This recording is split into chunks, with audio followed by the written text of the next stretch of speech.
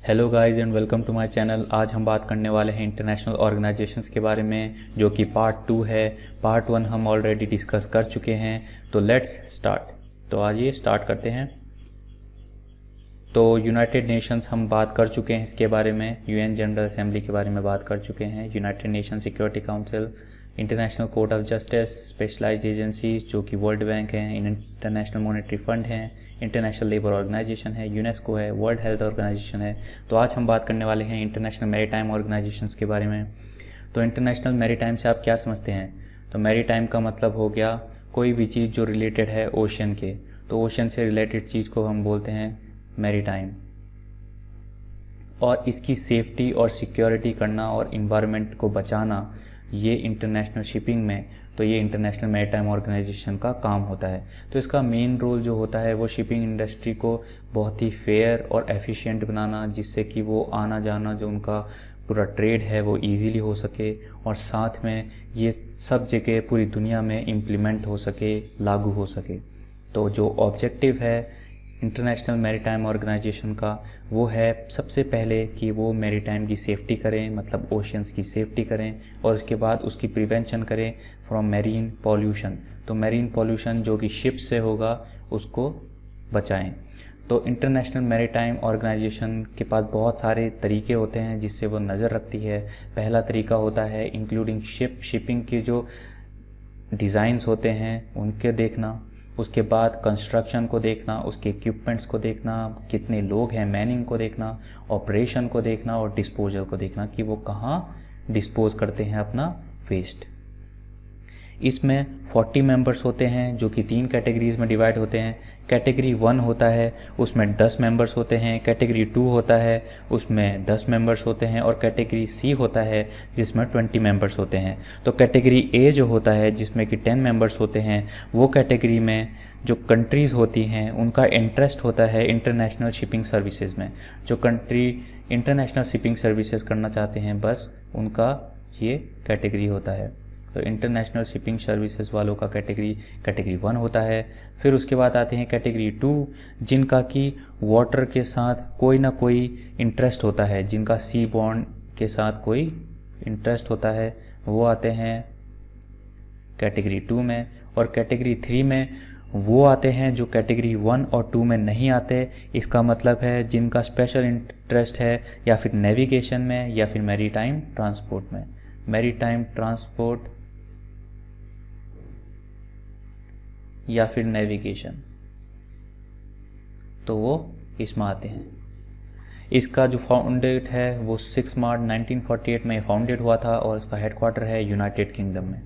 आगे आते हैं World Metrological Department. World Metrological Department जो कि ऑर्गेनाइजेशन भी बोलते हैं हम इसको, ये यूएन का एक सिस्टम है जो कि वॉइस बताता है, जो बताता है हमें वेदर के बारे में, क्लाइमेट के बारे में और वाटर के बारे में।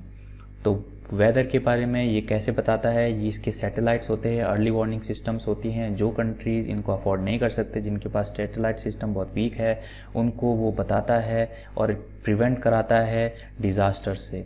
अब डिज़ास्टर्स कोई भी तरीके के हो सकते हैं, या फिर वो केमिकल डिज़ास्टर्स हो सकते हैं, ऑयल स्पिल्स हो सकते हैं, फॉरेस्ट फायर हो सकते हैं, वोल्केनिक ऐश हो सकती है, हेज़ हो सकती है, न्यूक्लियर आइसोटोप्स हो सकते हैं। जो कि न्यूक्लियर आइसोटोप्स कौन से होते हैं?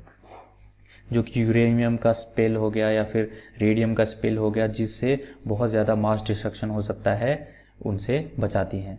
ये लोगों की नज़र को अपनी तरफ ओजोन लेयर की तरफ भी ले जाती हैं, जिसमें कि डिप्लीशन के बारे में बताया जाता है कि ओजोन लेयर जो हमारी प्रोटेक्टिव लेयर होती है, जो यूवी रे से बचाती है, वो कैसे डिप्लीट हो रही है बाई क्लोरोफ्लोरोकार्बन और HFC हाइड्रोफ्लोरोकार्बन से। तो इसके बारे में बताता है। फिर आता है इंडियन मेट्रोलॉजिकल डिपार्टमेंट के साथ इसका रिलेशनशिप। तो इंडियन मेट्रोलॉजिकल डिपार्टमेंट के साथ इसका रिलेशनशिप है कि इसने रीजनल क्लाइमेट सेंटर बनाया है यहाँ पर, और जो साउथ एशियन कंट्रीज़ को हेड करता है। तो साउथ एशियन कंट्रीज़ को हेड करता है, इसका मतलब क्या हुआ कि ये सारी इन्फॉर्मेशन जो भी साउथ एशियन कंट्रीज़ देती हैं उनको लेता है, और फिर उसके बाद वर्ल्ड मेट्रोलॉजिकल ऑर्गेनाइजेशन को दे देता है। इसका फॉर्मेशन जो हुआ था वो हुआ था 23 मार्च 1950 को। ये 70 साल हो चुके हैं, और हेडक्वार्टर है जिनेवा स्विट्ज़रलैंड में। आगे आता है विपो, जो कि है वर्ल्ड इंटेलेक्चुअल प्रॉपर्टी ऑर्गेनाइजेशन। ये क्या करता है? ये करता है प्रोटेक्शन किससे? इंडस्ट्रियल प्रॉपर्टी को करता है और कॉपीराइटेड मटेरियल को करता है फ्रॉम पायरेसी। तो पायरेसी से इंडस्ट्रियल प्रॉपर्टी और कॉपीराइटेड मटेरियल्स को प्रोटेक्ट करता है।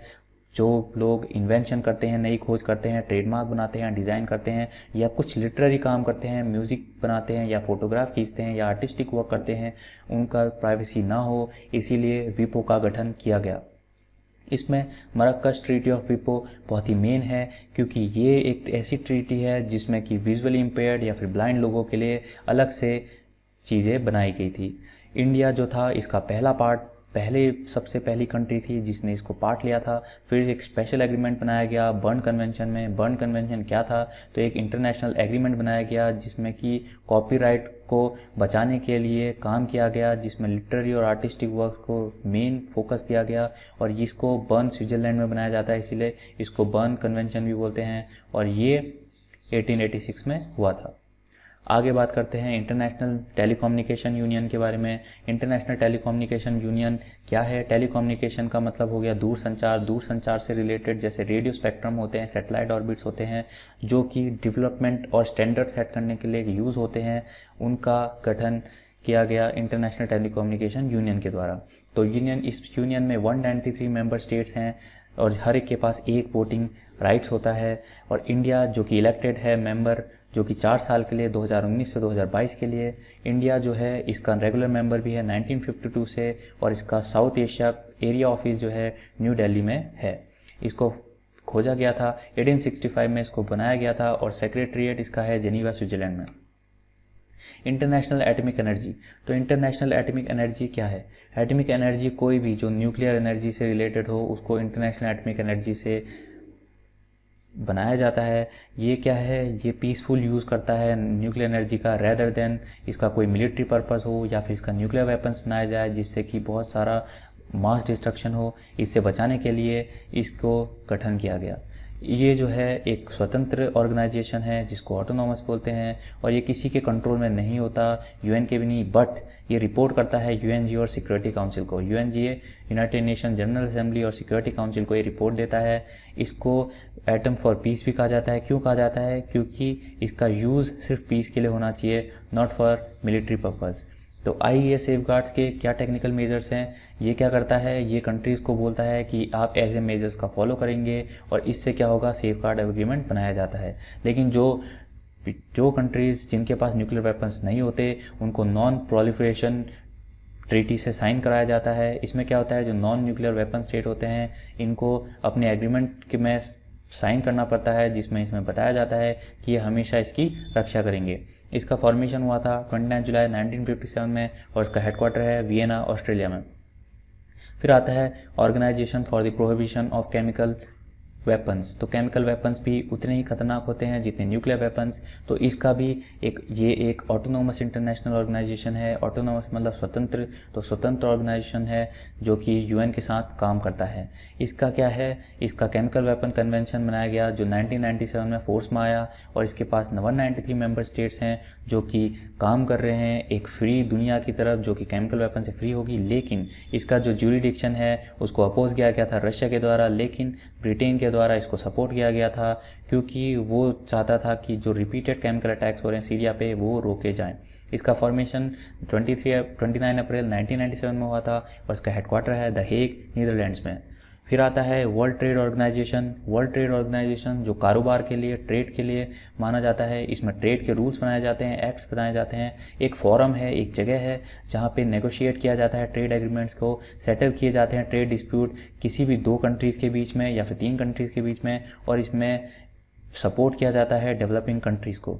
WTO officially commenced under the Marrakesh agreement. इसको सबसे पहले मरक्कश एग्रीमेंट के तहत काम किया गया था। मरक्कश एग्रीमेंट मैं आपको बता ही चुका हूँ। उसके बाद लेकिन इसको रिप्लेस कर दिया गया किससे? GATT से। GATT क्या है? General Agreement on Tariffs and Trades. तो इसको इससे रिप्लेस किया गया है।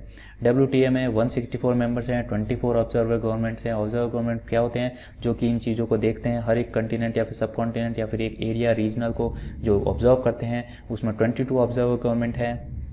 अफ़गानिस्तान और लाइबेरिया जो है वो लेटेस्ट हैं जिन्होंने इसको ज्वाइन किया है। ये 1995 में इस्टेब्लिश हुआ था, और इसको जिनेवा में इसका हेडक्वार्टर है। International Organization for Migration. अब माइग्रेशन क्या होता है? जब लोग रेफ्यूजीज़ की तरह एक देश से दूसरे देश में जाते हैं, चाहे वो कोई भी रीज़न हो, चाहे वॉर हो, चाहे डिज़ास्टर हो, चाहे कोई भी एक रीज़न हो, इसकी वजह से जो लोग माइग्रेशन करते हैं उनके लिए इंटरनेशनल माइग्रेशन ऑर्गेनाइजेशन का गठन किया गया। इसमें क्या होता है, ये एक काम पे काम करते हैं कि माइग्रेशन जो है, चाहे गवर्नमेंटल माइग्रेशन हो, इंटर गवर्नमेंटल माइग्रेशन हो, नॉन गवर्नमेंटल पार्टनर्स के हेल्प से ये माइग्रेशन को रोकते हैं। तो इसमें 166 मेंबर्स हैं, जिसमें इंडिया भी एक पार्ट है, और 8 ऑब्जर्वर स्टेट्स हैं। इंटरनेशनल ऑर्गेनाइजेशन फॉर माइग्रेशन में 4 ब्रॉड एरियाज़ को देखा जाता है, जिसमें एक है माइग्रेशन एंड डेवलपमेंट, जो कि लोग एक दूसरे से दूसरी जगह जा लेते हैं तो उनके डेवलपमेंट को देखना, उनके फैसिलिटेट करना, उनकी जगह को देखना, उनको रेगुलेट करना, उनको देखना कि कहाँ पे वो रह रहे हैं, वो जगह ठीक है कि नहीं है, और उनका फोर्स माइग्रेशन रोकना। तो इसके एम्स जो हैं वो ह्यूमैनिटेरियन असिस्टेंस है, प्रोवाइड करना है, मानवता के लोगों को मानवता प्रदान करना है, और साथ में उनको जितनी भी उनकी नीड्स होती हैं उनको देना, और जो लोग आंतरिक भी प्रॉब्लम में हैं या फिर कोई भी रेफ्यूजीज़ हैं उन सब को हेल्प करना इसका मेन काम होता है। ये जो पब्लिश हुआ था इसका रिपोर्ट, इसको कहते हैं वर्ल्ड माइग्रेशन रिपोर्ट 2018, और ये क्या होता है, जिनेवा में बनाया जाता है। इसको इस्टेब्लिश किया गया था 1951 में, इसका हेडक्वार्टर है जिनेवा, स्विट्ज़रलैंड में।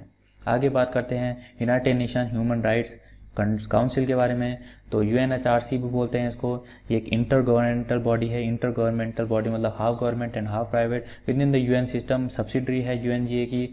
इसमें क्या है, इस्टेब्लिश किया गया था 2006 में UN रिफॉर्म प्रोसेस के द्वारा, लेकिन इसको फाउंडेड 1945 में किया गया था। इसका मतलब क्या है कि ये एक सब्सिडरी है UNGA की, तो UNGA को फाउंड किया गया था 1945 में, इसीलिए इसको भी ऐसा बोला जाता है कि 1945 में फाउंडेड हुआ था, लेकिन 2006 में इसको UN का रिफॉर्म प्रोसेस का पार्ट बनाया गया था। इसको रिप्लेस किया United Nations commission on human rights ने, और ये रिस्पॉन्सिबल है प्रमोट करना, प्रोटेक्ट करना ह्यूमन राइट्स, मानव अधिकार को पूरी दुनिया में। ये 3 टाइम में मिलता है, कि इसीलिए मिलता है कि ये देख सके कि ह्यूमन राइट्स जो वायलेशन हो रहे हैं वर्ल्ड वाइड वो कितने हो रहे हैं, और इसके पास बहुत सारे ह्यूमन राइट्स मॉनिटरिंग मैकेनिज्म हैं जो कि UN में देखते हैं, और इसमें UNHRC सबसे मेन है। आगे बात करते हैं यूनिसेफ क्रिप्टो करेंसी फंड। ये यूनिसेफ क्रिप्टो करेंसी फंड क्या होता है? तो यूनिसेफ क्रिप्टो करेंसी फंड वो फंड होता है जिससे कि आप ऑनलाइन फंड कंट्रीब्यूशन करते हैं उन्हीं की करेंसी में उस देश के लिए। जैसे कि ये एक स्पेशल प्रोग्राम है जो कि यूनाइटेड नेशन ने बनाया है। इसमें क्या होता है, एडिंग करते हैं national effort to improve the health, nutrition, education, general welfare of the children. जितने भी हेल्थ से रिलेटेड प्रॉब्लम्स होती हैं, न्यूट्रिशन से प्रॉब्लम होती हैं, एजुकेशन या फिर कोई भी जनरल जो वेलफेयर करना होता है चिल्ड्रन का, इसको एड करने के लिए ये बनाया गया था। इसमें क्या है, ये पहला UN ऑर्गेनाइजेशन है जो ट्रांजेक्शन करता है क्रिप्टो करेंसीज में, आइदर इन बिटकॉइंस और ईथर। तो इसमें क्या है, ये क्रिप्टो करेंसी को ओपन सोर्स टेक्नोलॉजी के थ्रू चिल्ड्रंस को देता है, यंग पीपल को देता है जो कि पूरी दुनिया में बैठे हैं। फिर इसमें क्या होता है, under the structure of fund contribution will be held to their cryptocurrency of contribution grant out in the same cryptocurrency. तो इनको सेम जो कि सेम मनी होती है, जो उस देश की जो मनी होती है उस क्रिप्टो करेंसी के द्वारा दी जाती है। इसका पहला कंट्रीब्यूशन जो था वो यूनिसेफ इनोवेशन फंड को दिया गया और गीगा इनिशिएटिव को दिया गया ताकि स्कूल्स में इंटरनेट के कनेक्शन हो सके दुनिया भर में। आगे तो ये था आज का सेशन।